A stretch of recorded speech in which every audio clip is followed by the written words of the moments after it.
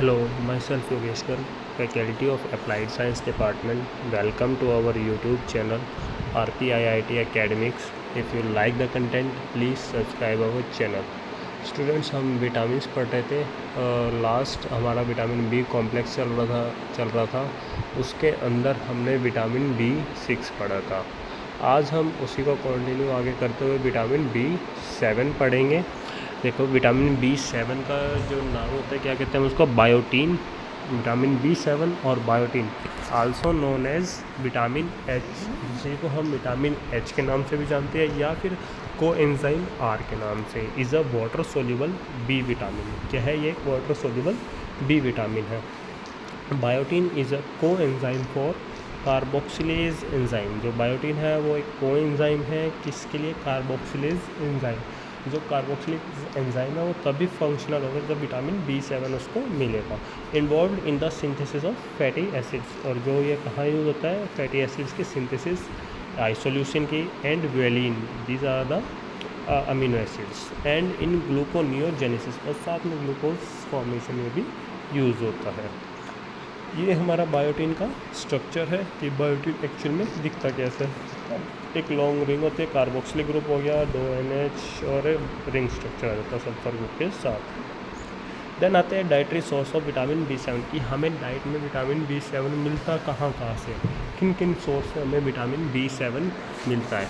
देखो, बायोटीन और vitamin B7। Vitamin B7 rich foods कौन कौन से हो गए? Egg, yeast, cauliflower, raspberry, bananas, walnuts, almonds, these are the biotin rich source.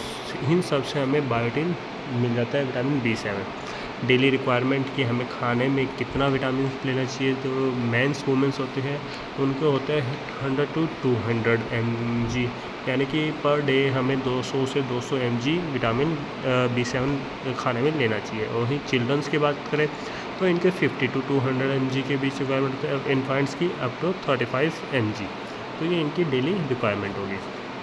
Then आते हैं functions of vitamin B7।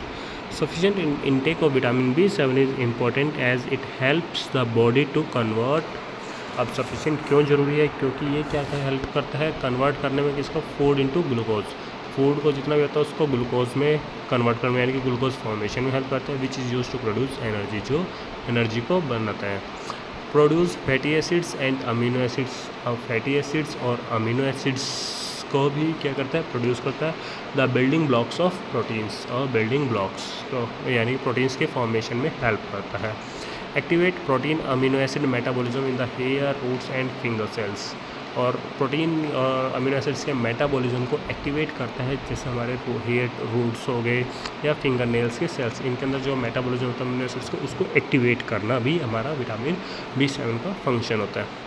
The European food safety authority, जो EFSA है, which provides scientific advice to assist policy makers, has confirmed that clear health benefits have been established for the dietary intake of biotin, vitamin B7 in contributing to। जो EFSA है उसने health benefits के roles को देखते हुए कहा कि vitamin B7 हमारे डाइटरी में इंटेक होता है, क्योंकि ये इन चीज़ों में कंट्रीब्यूट करता है। किस में? नॉर्मल मैक्रोन्यूट्रिएंट मेटाबॉलिज्म, मैक्रोन्यूट्रिएंट का मेटाबॉलिज्म उसमें हेल्पफुल है। Normal energy yielding metabolism, energy yielding normally आप हर बॉडी में एनर्जी यील्ड हो, वहाँ इसका यूज़ है। The maintenance of normal skin and mucus membrane, skin और म्यूकस मेम्ब्रेन के लिए।